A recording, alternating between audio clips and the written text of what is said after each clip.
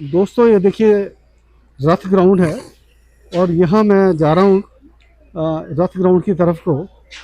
तो यहाँ मुझे एक साहबान, नमस्कार सर। नमस्कार जी। सर मैं आपका नाम जान सकता हूँ? मेरा नाम रजत शर्मा है जी। तो सर आप यहाँ कुल्लू से ही या बाहर से आए हुए? जी मैं हूँ तो ज़िला कुल्लू से ही हूँ, लेकिन मूलतः ज़िला कुल्लू का एक दूर दराज क्षेत्र है हमारा, निर्मंड। जी जी जी जी, निर्मंड से आया हूँ जी। तो दोस्तों देखिए निर्मंड निर्मंड देखो उन्होंने कितनी अच्छी तरह इसका उजागर किया निर्मंड को दूर दराज क्षेत्र से। तो मैं बताना चाहूँगा आउटर सराज जो है बीच में जलोड़ी जोत आ जाती है, तो उससे जो परे का रीजन है उसको आउटर सराज, वहाँ से निर्मंड के। तो सर आप जान सकता हूँ कि आप क्या करते हैं? हाँ जी, मैं मूलतः अध्यापक हूँ जी जी। और वर्तमान में जो है वहीं निर्मंड में ही अपने अरे घर के पास में ही जो है अभी पोस्टेड हूँ। अच्छा अच्छा। तो दोस्तों देखिए तो हमारे गुरु साहबान निकल गए, तो अब इनसे मैं बात करना चाहूँगा। जैसे बता रहे कि निर्मंड से यहाँ कुल्लू आए हैं, सर ये जान सकता हूँ कि किस संदर्भ में आप आए हुए आज? दरअसल हमारे जो प्राथमिक शिक्षक संघ जिला कुल्लू के चुनाव थे आज, अच्छा। तो आज जो है वो बहुत सर्वसम्मति से यहाँ पर संपन्न हुए हैं। तो उसमें जितने भी हमारे खंड हैं, 5 खंड के जितने भी शिक्षक थे, उनके जो प्रतिनिधि हैं, तो बतौर जिला निर्मंड का प्रतिनिधित्व करते हुए जो है मैं भी यहाँ पे आया हूँ। और आज इस पूरी जो चुनाव प्रक्रिया थी इसका सहभागी बनने का, प्रत्यक्षदर्शी बनने का मुझे भी मौका मिला जी। देखिए दोस्तों आज इन्होंने आज जैसे कि आप हम जानते हैं कि प्रजातंत्र है, प्रजातांत्रिक तरीके से डेमोक्रेटिक वे से इन्होंने अपने जो प्रेसिडेंट, वाइस प्रेसिडेंट या जो भी कार्यकारिणी के सदस्य चुन लिए हैं। तो आपको मैं धन्यवाद देता हूं कि बड़ा सर्व अच्छा आपका निकल गया है जी। और पूरा जो सौहार्दपूर्ण वातावरण में चला सारा। जी सर जी।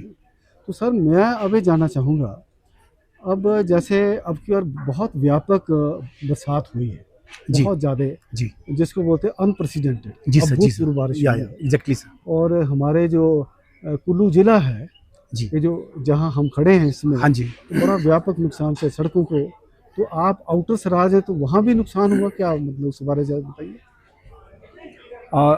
देखिए सर, ये तो इस बार का जो प्राकृतिक प्रकोप रहा, मुझे लगता है भगवान कभी भी जो है ऐसी आपदा कहीं पे भी ना लाए, क्योंकि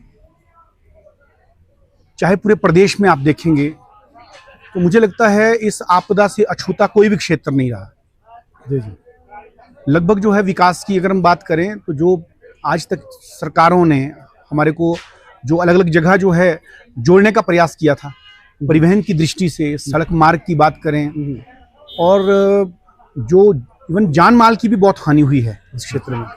और हमारे आउटर सराज क्षेत्र में तो जिसमें हमारा आनी निर्मंड आता है, तो कल हम जब निर्मंड से कुल्लू की ओर आ रहे थे तो आप अनुमान लगाएं कि लगभग 1 महीने से जो परिवहन मार्ग है, नेशनल हाईवे है, तो वो अभी तक तो वो अवरुद्ध ही है। अच्छा। क्योंकि यद्यपि विभाग और सरकार जो है पूरी मुशक्कत के साथ काम कर रहे हैं, लेकिन अभी भी जो है जो बड़े वाहन हैं, बसेस हैं, उनके लिए जो है अभी तक मार्ग अवरुद्ध है।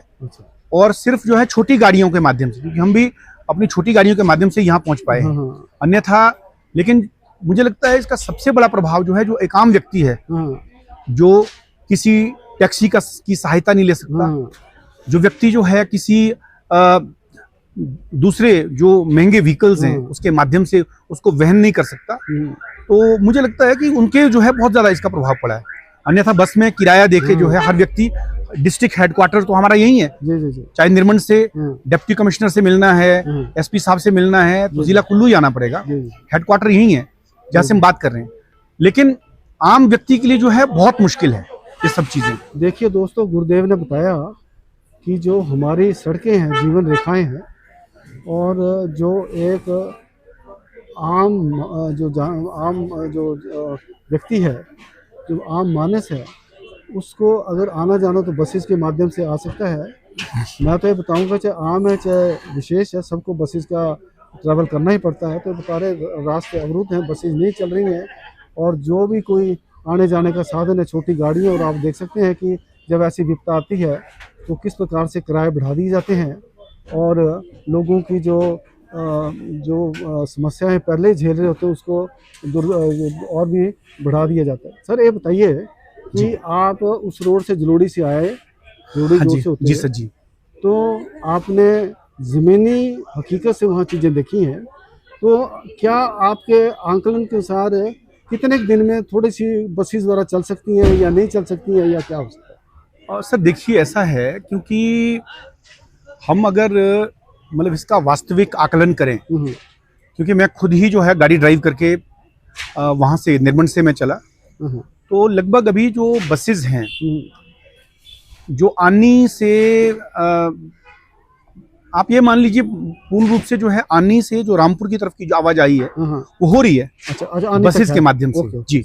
लेकिन आनी से अगर हम ऊपर आते हैं तो आनी से लगभग 6-7 किलोमीटर आगे जो है अवरुद्ध है। वहाँ अवरुद्ध है, और वहाँ से मात्र छोटी गाड़ी निकल पा रही है। जी जी जी। यद्यपि विभागीय स्तर पे जो है वहाँ कार्य हो रहा है, वो लोग काम कर रहे हैं, लेकिन मुझे लगता है अभी भी बस मार्ग को थ्रू करने के लिए जो थोड़ा समय लग जाएगा।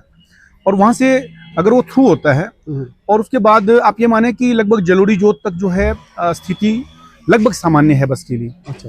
लेकिन जलोड़ी जोत से जब हम नीचे उतरते हैं तो वहाँ पर सोझा क्रॉस करने के बाद पूरी जो सड़क है वो लगभग बैठ गई है। ओहो, अच्छा अच्छा। और उसमें क्रैक्स हैं, वो तो पीछे तक क्रैक्स हैं उसमें, तो उसमें भारी वाहन तो बिल्कुल भी नहीं आ सकता। तो मुझे लगता है पहले तो उसको रिटेन करना पड़ेगा। और वहाँ तो शायद अभी मैंने जो देखा वहाँ तो अभी काम भी प्रारंभ नहीं हुआ है, क्योंकि हमने तो गाड़ियां अपनी निकाल दी, छोटी गाड़ियां निकल रही हैं, लेकिन अभी वो पूर्ण रूप से अभी फिलहाल जो है स्थिति ठीक नहीं है उसकी।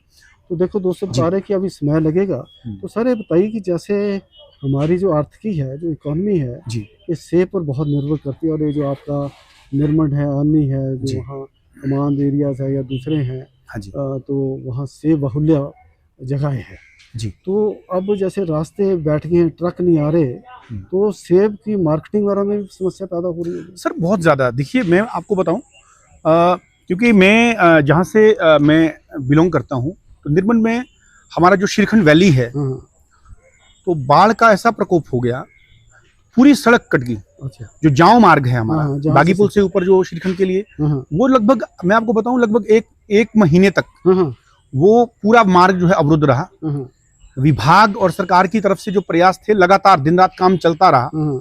और मैंने देखा कि बहुत सारे लोग जिन्होंने सेब उतार दिए थे, क्रेट्स भर दी थी, पेटियां तैयार थी, लेकिन वो जो उसी में सड़ गई।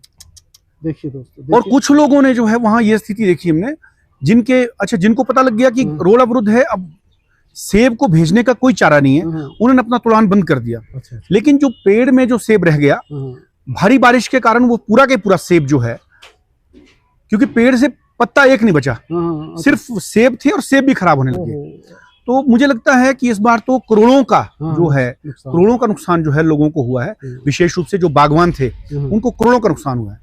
तो सर ये बताइए कि जैसे श्रीखंड महादेव की यात्रा चलती है जुलाई माह में, जो सावन में जी, तो अब की बार यात्रा हुई या स्थगित हुई, क्या हुआ उसके बारे में? देखिए ऐसा है, श्रीखंड महादेव की यात्रा तो हुई इस बार। अच्छा। और जो श्रीखंड महादेव की जो यात्रा थी लगभग क्योंकि प्रारंभिक दिनों में तो बहुत अच्छे तरीके से हुई, लेकिन बाद में जब क्लोजिंग पे आ गया था तब जो है भारी बारिश के कारण प्रशासन को फिर बाद में वो जो है रद्द करनी पड़ी यात्रा। तो बाद में फिर उसके बाद फिर बाढ़ आ गई थी। जो हमारा कुरपन खड्ड है जो श्रीखंड महादेव से निकल के आती है, उसमें बाढ़ आ गई थी। बाढ़ की स्थिति से क्या हो गया कि वहां पर जो आवाजाही थी, क्योंकि मार्ग कट गए, जब मार्ग कट गए और पूरा रोड खत्म हो गया, डेवस्टेट हो गया सारा के सारा, उसके बाद उसमें कोई चांस नहीं था। जब जाने के लिए आप बताइए कि जब एक पैदल यात्री नहीं जा सकता, ठीक है ना जी, तो वैसे भी आप बताइए जो लोग श्रद्धालु लोग आ रहे थे उनका जाना तो असंभव ही था। तो ये एक बहुत ही बड़ी बात रही सर। और मैं क्या आपको भी महादेव के दर्शन करने का भी सौभाग्य प्राप्त? जी सर, मुझे बिल्कुल भोलेनाथ जो श्रीखंड महादेव है उनका, मैं आपको बता दूं कि मैं उस वक्त जो है 10वीं कक्षा में पढ़ता था। अच्छा। क्योंकि होता क्या था कि हमारे एक मान्यता है वहां पे क्षेत्र में, मान्यता है कि अगर कोई भी व्यक्ति एक बार श्रीखंड महादेव के दर्शन कर ले, वहां की यात्रा सफलतापूर्वक पूर्ण कर ले, तो हमारे शरीर की लगभग सभी बीमारियां जो है शून्य हो जाती हैं। तो ये एक थोड़ा सा हमारा वहां पे मतलब एक लोगों में आस्था भी है। और क्योंकि अब तो चलिए पूरे प्रदेश देश भर से लोग जो है श्रद्धालु वहां आते हैं, लेकिन शुरू में तो सिर्फ हमारे जो क्षेत्रीय लोग थे वही लोग वहां पर यात्रा करते थे, हम लोग ही जाते थे। तो मुझे जो है, जब मैं 10वीं कक्षा में पढ़ता था और मात्र 16 वर्ष की उम्र थी, उस वक्त ही जो है मुझे सबसे पहले श्रीखंड महादेव के दर्शन करने का सौभाग्य मिला। तो सर देखिए, उसके बाद कभी जिज्ञासा नहीं हुई कि मैं दोबारा फिर कोशिश करूं, या महादेव का बुलावा आया? जी सर, एक्चुअली दरअसल क्या है कि उसके बाद क्योंकि जो श्रीखंड सेवा दल है हमारा, तो मैं भी उसका एक सक्रिय सदस्य हूँ। अच्छा।